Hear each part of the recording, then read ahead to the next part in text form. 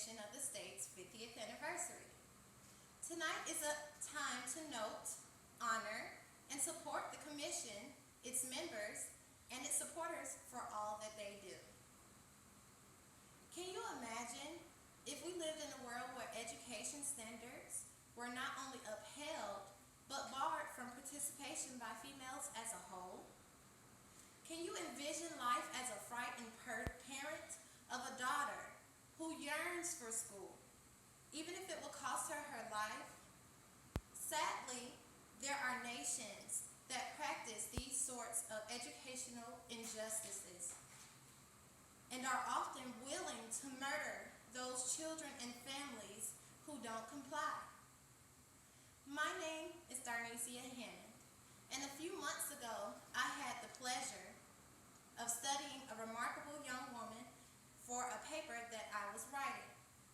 This woman's story was so gripping and heart-wrenching that I knew I could never forget her. I reached out to her for an interview, and much to my dismay, she responded. We had the chance to sit down and discuss my paper, some of her experiences, and why she is such a die-hard advocate for educational rights.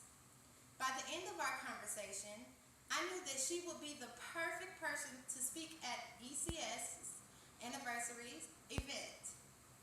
I called one of my contacts at ECS and presented the idea, which she loved.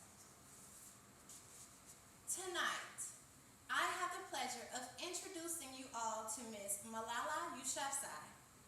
Ms. Yousafzai is an educational advocate who speaks and writes about increasing or enforcing educational rights throughout the world. Malala is from a town where civil unrest was a daily reality. In the turbulent political times, it became illegal for females to receive education. Malala and some of the other girls from her town would sneak and attend school. It was very dangerous, but Malala had such a passion for learning that she risked her life every single day.